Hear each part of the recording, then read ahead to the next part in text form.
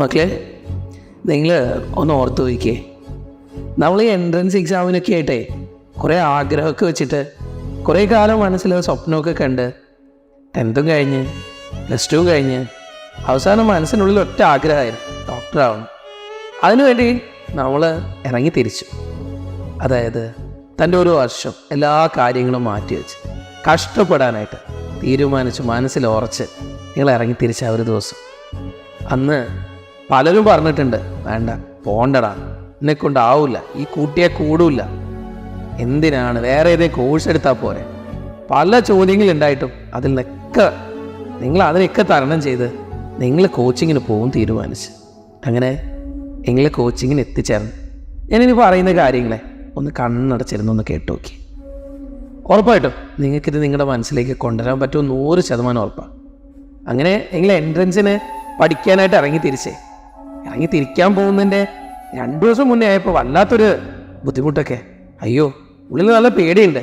ഇത്രയും കാലം ഞാൻ കണ്ടത്, ഇത്രയും കാലം ഞാൻ പഠിച്ചത്, അയ്യോ ഇതിൽ നിന്നൊക്കെ വ്യത്യസ്തമായിട്ട് എവിടേക്കോ ഹോസ്റ്റലിൽ നിൽക്കണം. ആദ്യമായിട്ട് ഈ ഹോസ്റ്റലിൽ നിന്ന് കഴിഞ്ഞാൽ റൂംമേറ്റ്സ് ഉണ്ടാവും, അവരെങ്ങനെയായിരിക്കും എൻ്റെ അടുത്ത് പെരുമാറുന്നത്, എനിക്ക് എങ്ങനെയായിരിക്കും വീട്ടുകാരൊക്കെ കാണാതെ നിൽക്കാൻ പറ്റുന്നത്, ഇങ്ങനെയൊക്കെ കുറേ പ്രശ്നങ്ങൾ നമ്മുടെ മനസ്സ് അലട്ടിക്കൊണ്ടിരുന്ന ആ ദിവസങ്ങൾ. പക്ഷെ എല്ലാം ഓക്കെ ആയി. നമ്മൾ വീണ്ടും ഇറങ്ങി തിരിക്കാൻ തന്നെ തീരുമാനിച്ചു. നമ്മുടെ ഉള്ളിൽ ഒരൊറ്റ ആഗ്രഹമുള്ളൂ, ഞാൻ ഡോക്ടറായിട്ടേ തിരിച്ചു വരും. അങ്ങനെ തീരുമാനങ്ങളൊക്കെ എടുത്ത് നാളെ നമ്മൾ പോവാം നമ്മുടെ കോച്ചിങ് സെൻറ്ററിലേക്ക്. എന്നാൽ ഇപ്പോഴും വീണ്ടും ഉള്ളിൽ നിന്നൊക്കെ ഒരു ഇടി തുടങ്ങി. എല്ലാവരോടും യാത്ര പറഞ്ഞു, ഫാമിലിയിലും ഫ്രണ്ട്സിനോടും എല്ലാവരോടും യാത്ര പറഞ്ഞ് നിങ്ങൾ ഇറങ്ങി തിരിച്ചല്ലേ. ആ ദിവസം വന്നെത്തി. അങ്ങനെ നിങ്ങൾ ഇന്ന് നിങ്ങളുടെ കോച്ചിങ് സെൻറ്ററിൽ അഡ്മിഷൻ എടുത്തു. അന്ന് പാരൻസ് നിങ്ങളാ സെൻറ്ററിലാക്കി പാരൻസ് ഇറങ്ങി പോകുമ്പോൾ എൻ്റെ ഉള്ളിൽ എന്തൊക്കെയൊക്കെയോ എവിടേക്കൊക്കെയോ ബാക്കി വെച്ചതുപോലെ. പക്ഷെ എന്നാലും ശരി, മനസ്സിനെ പറഞ്ഞ് പഠിപ്പിക്കാൻ നമ്മൾ ശ്രമിച്ചു. എന്തായാലും എനിക്ക് എൻട്രൻസ് വേണം, എത്ര കഷ്ടപ്പെട്ടിട്ടാണെങ്കിലും ശരി ഞാനത് നേടിയെടുക്കും. എനിക്ക് കുഴപ്പമില്ല, കുറച്ച് സമയം ഞാൻ എല്ലാത്തിൽ നിന്നും മാറി നിൽക്കാൻ റെഡിയാണ്. കുഴപ്പമില്ല, എൻ്റെ മനസ്സ് ഓക്കെയാണ്, ഞാൻ എല്ലാത്തിൽ നിന്നും ഓക്കെയാണ്. നമ്മളെ തന്നെ പറഞ്ഞ് പഠിപ്പിച്ച ദിവസം അല്ലേ. അന്നത്തെ ദിവസം പാരൻസ് അങ്ങ് പോയപ്പോൾ നമ്മൾ കുറേ കുട്ടി കരഞ്ഞിട്ടുണ്ടാവും അല്ലേ.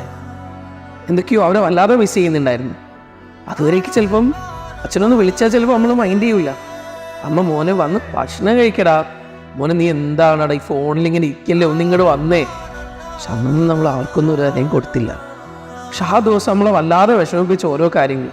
അയ്യോ, അച്ഛൻ, അമ്മ, എൻ്റെ ഫ്രണ്ട്സ്, എനിക്കിനി എപ്പോഴാണ് പോകാൻ പറ്റുക.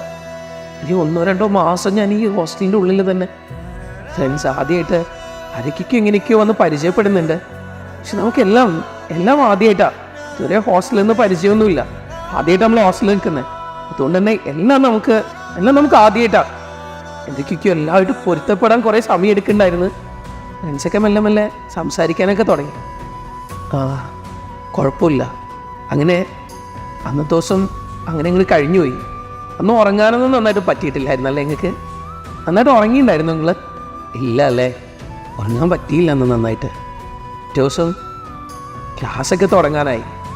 ക്ലാസ്സിലേക്ക് ഇറങ്ങുമ്പോൾ എന്തൊക്കെയൊക്കെയോ എവിടേക്കൊക്കെയോ മിസ്സായൊരു ഫീൽ. പക്ഷെ ഉള്ളിൽ ഞാൻ ഡോക്ടറാവാനല്ലേ വന്നേ, അതുകൊണ്ട് ഞാൻ കഷ്ടപ്പെട്ടേ പറ്റൂ, എല്ലാം മാറ്റി വെച്ചിട്ടല്ലേ ഞാൻ വന്നേ, എനിക്ക് നേടിയെടുത്തേ പറ്റൂ. ഇതൊക്കെ നമ്മൾ തന്നെ പറഞ്ഞ് വിശ്വസിപ്പിക്കാൻ ശ്രമിച്ചു. വീണ്ടും മുന്നോട്ടേക്ക് ക്ലാസ് റൂം എത്തി. മുന്നേക്ക് ക്ലാസ്സിൽ നമ്മൾ ശ്രദ്ധിക്കുന്ന ഒരു കൂട്ടം സാറന്മാരുണ്ടായിരുന്നു. നമ്മുടെ പേരെടുത്ത് വിളിച്ചിട്ട്, അജയ് നീ എന്താടാ ക്ലാസ്സിൽ ശ്രദ്ധിക്കടാ, അജയ് നീ ഓക്കെ അല്ലേടാ. ഒന്ന് മാർക്ക് കുറഞ്ഞു പോകുമ്പോൾ എല്ലാം മോളെ നോക്കിക്കേ, ഫാത്തിമ എന്താണ് ഫാത്തിമ എൻ്റെ മാർക്ക് എന്തേ കുറഞ്ഞു പോയത്. നമ്മളിങ്ങനെയൊക്കെ വിളിക്കാൻ ഒരാളുണ്ടായിരുന്നല്ലേ. നമ്മളൊന്ന് താണു പോകുമ്പോൾ നമ്മുടെ ഒന്ന് സപ്പോർട്ട് ചെയ്യാൻ നമ്മുടെ ടീച്ചർമാരുണ്ടായിരുന്നല്ലേ. ആ സ്കൂളിൽ, ആ ക്ലാസ്സിൽ ചിലപ്പോൾ നമ്മൾ ഏറ്റവും ബെസ്റ്റ് ആയിരുന്നല്ലേ. നമ്മൾ എങ്ങനെയൊക്കെ പിന്നോട്ട് പോകുമ്പോഴും എന്തൊക്കെ രീതിയിൽ നമ്മുടെ കയ്യിൽ നിന്ന് നഷ്ടപ്പെട്ടു പോകുമ്പോഴും നമ്മളെ സപ്പോർട്ടായിട്ട്, താങ്ങായിട്ട്, തണലായിട്ട് ഏതൊക്കെ ടീച്ചർമാരൊക്കെ നമ്മുടെ കൂടെ ഉണ്ടായിരുന്നല്ലേ. ഇവിടെ എന്തേ ആരും ഇല്ലേ? നിങ്ങളുടെ പേരെടുത്താരും വിളിക്കുന്നില്ലേ? അധ്യാപകരൊക്കെ പഠിപ്പിക്കാനുള്ള തിരക്കിലായിരിക്കും അല്ലേ. എല്ലാവരും പഠിപ്പിച്ച് മുന്നോട്ട് പോകുന്നുണ്ടാവും അല്ലേ. എന്തേ നിങ്ങളുടെ പേര് വിളിക്കുന്നില്ലേ ആരും? എന്താ എല്ലാവരും നിങ്ങളെ പോലുള്ള കുട്ടികളാണല്ലേ. ഒന്നിനൊന്ന് മത്സരിക്കാൻ പ്രാപ്തരായിട്ടുള്ള ഒരു കൂട്ടം കുട്ടികളുടെ ഇടയിലേക്കല്ല എത്തിച്ചേർന്നേക്കുന്നത്. അവിടെ നിങ്ങളുടെ പേരെടുത്ത് വിളിക്കാൻ ആരുമില്ല. ഇത്രയും കാലം കിട്ടിയ പരിഗണന ഇവിടെ ഇല്ല. അതെ, എവിടേക്കൊക്കെ ഒരു ഒറ്റപ്പെടൽ വീണ്ടും തോന്നി തുടങ്ങിയല്ലേ? പക്ഷെ എന്നാലും ശരി, ഞാൻ ഡോക്ടറാവാനാ വന്നേ. സോ എനിക്കിതൊന്നും ഒന്നുമല്ല, ഞാൻ മുന്നോട്ടേക്ക് പോകും. ആദ്യത്തെ ആഴ്ച അങ്ങനെ എക്സാംസും എത്തി. എന്തൊക്കെയൊക്കെയോ പഠിക്കാൻ തുടങ്ങി. ഓരോ ബുക്സ് എടുത്ത് പഠിച്ചു, ഏതൊക്കെയൊക്കെയോ മെറ്റീരിയൽസ് വാങ്ങിച്ചു. ആ വാങ്ങിച്ച മെറ്റീരിയൽ ഒരാളുടെ അടുത്ത് പോയിട്ട് അരികന്ത് വാങ്ങി, NCERT ഫിംഗർ ടിപ്സ് എടുത്തു. വേറെന്തേലും പഠിക്കാനുള്ള MTC എടുത്തോ? MTC എടുത്തു. പിന്നെ അപ്പോഴതാ അവിടുന്ന് വേറെ ആരും NCERT പഞ്ചുമായിട്ട് പോകുന്നു. പഞ്ചിലെ ക്വസ്റ്റ്യൻസും ചെയ്ത് നോക്കാം. ഓക്കെ, ക്വസ്റ്റ്യൻസ് ചെയ്ത് നോക്കി. എക്സാമിന് തലേന്നായല്ലേ? ഫസ്റ്റ് എക്സാം അല്ലേ എഴുതാൻ പോകുന്നത്? ടെൻഷൻ കൂടിയോ? എന്താ ഉള്ളിൽ ആകെ എന്താ ഒരു വിഷമമായിട്ടിരിക്കുന്നത്? പ്രശ്നങ്ങൾ വന്നു തുടങ്ങിയല്ലേ? എന്താ എനിക്ക് കിട്ടുമോ? ഞാൻ എല്ലാവരുടെയും കൂട്ടത്തിൽ ഞാൻ പിന്നോട്ട് പോയോ? ടെൻഷൻസ് അടിക്കാൻ തുടങ്ങിയല്ലേ? നമ്മൾ പോലും അറിയാതെ ഇത്രയും കാലം നമ്മൾ സഫർ ചെയ്യാതെ, ഇത്രയും കാലം നമ്മൾ അറിയാതെ പോയത് എന്തോ നമ്മളെ വല്ലാതെ വേട്ടയാടുന്നത് പോലെ.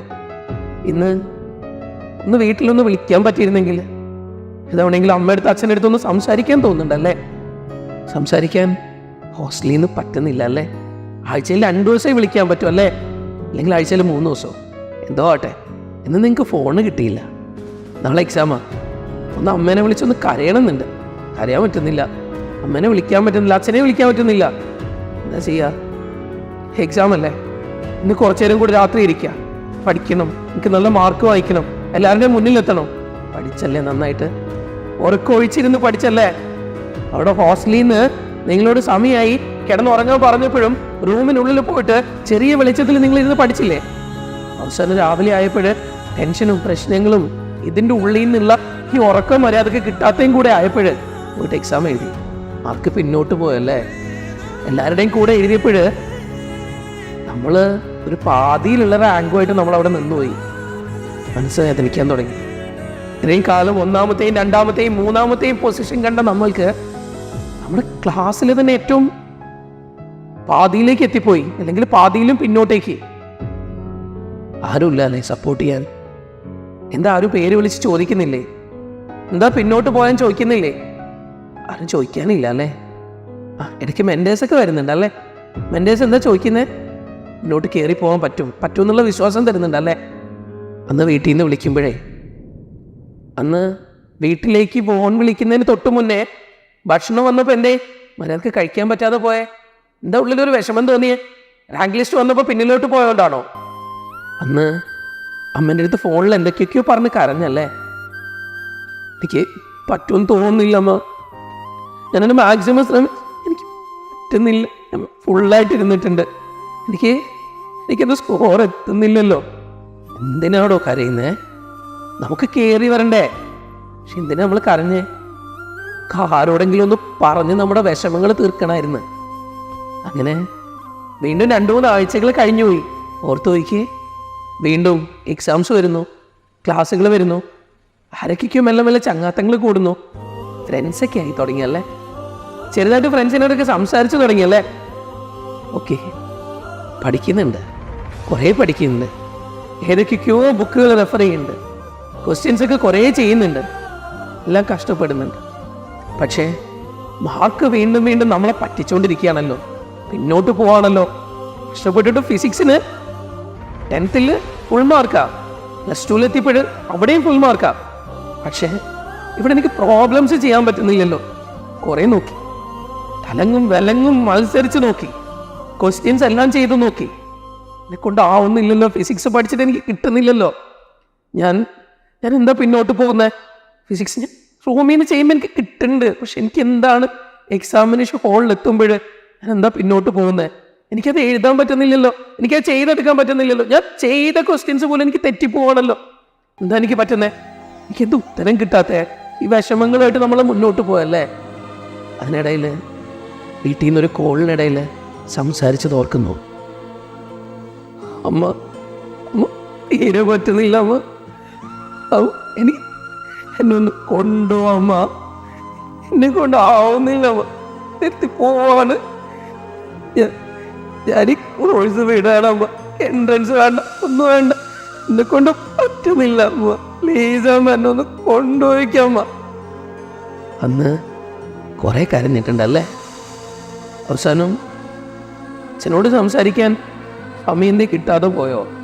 അമ്മയടുത്ത് സംസാരിച്ചിട്ട് അവസാനം എന്താ പറഞ്ഞേ? ഓർക്കുന്നു എന്താ പറഞ്ഞതെന്ന്? അമ്മ, കുറച്ചും കൂടെ ഞാനിവിടെ നിന്നാൽ ഭ്രാന്തായി പോവുക.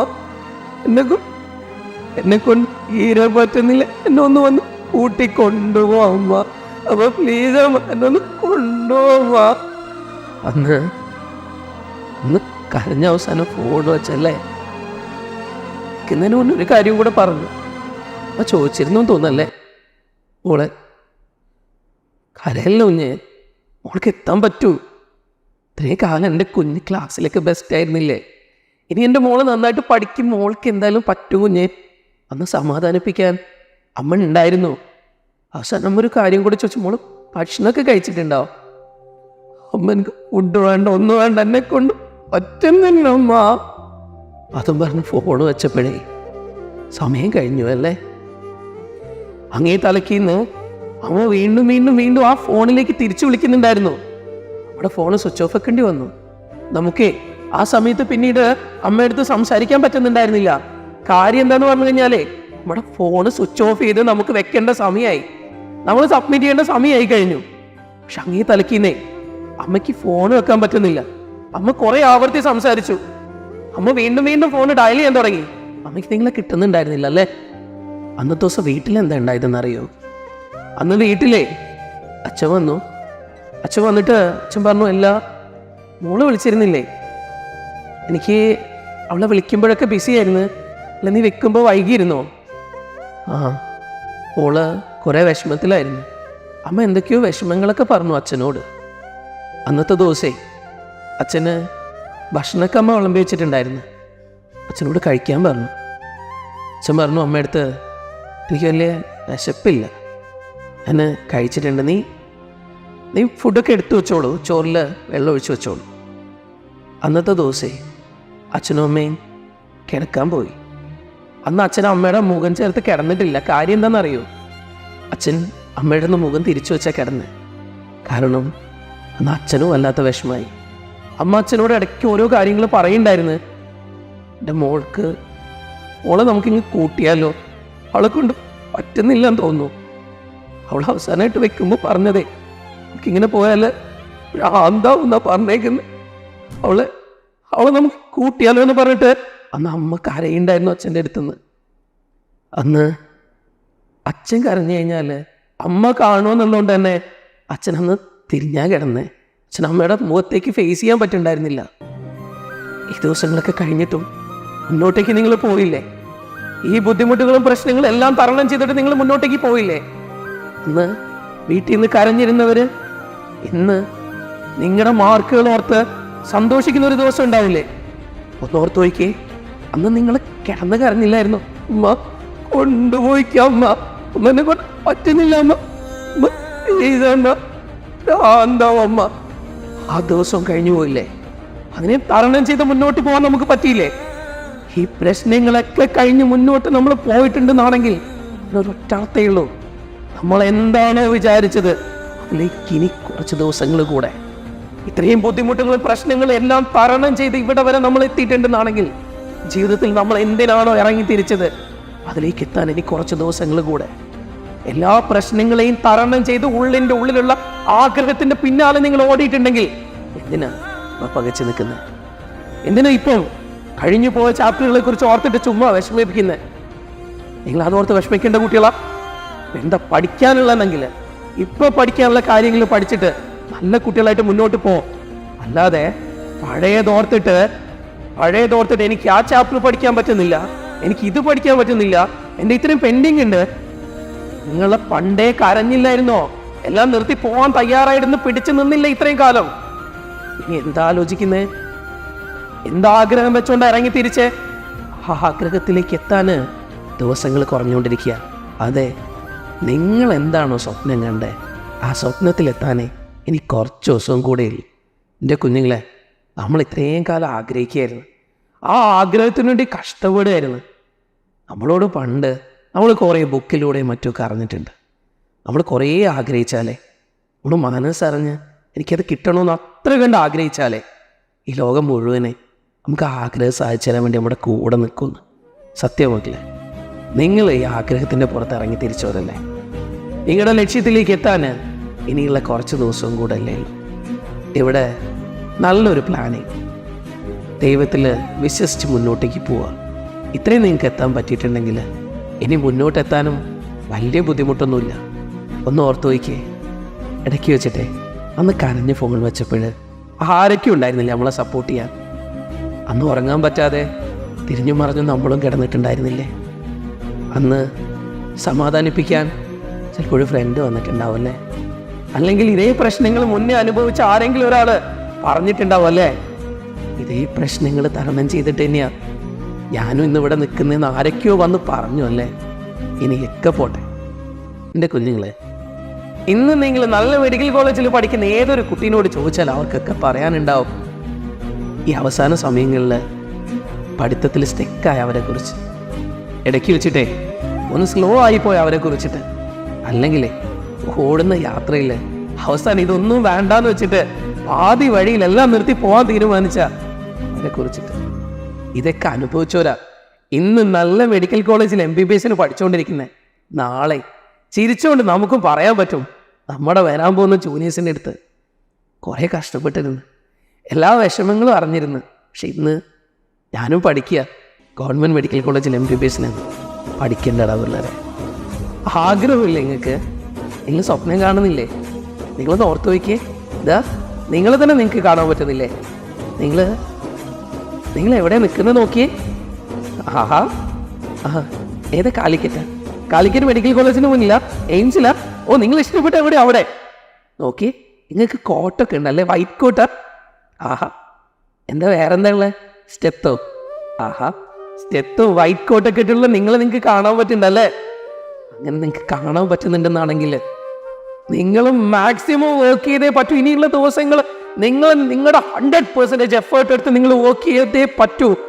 നാളത്തെ നിങ്ങളെന്ന ഡോക്ടറിനെ നിങ്ങൾ ഓരോ ദിവസവും മനസ്സിൽ കണ്ടേ പറ്റൂ.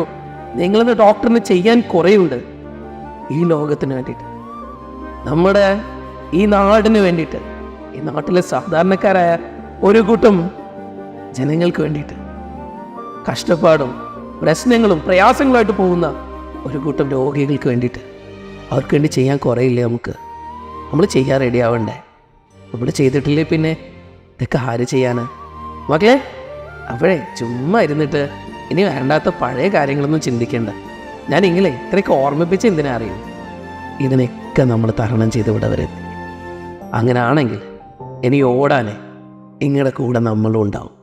എല്ലാ രീതിയിലും ഇനി സപ്പോർട്ടാവുന്ന രീതിയിൽ പല കാര്യങ്ങളുമായിട്ട് ഇനി ലൈവുകളും പോഡ്കാസ്റ്റൊക്കെ ആയിട്ട് നമ്മുടെ JPC കൂടെ തന്നെ ഉണ്ട്.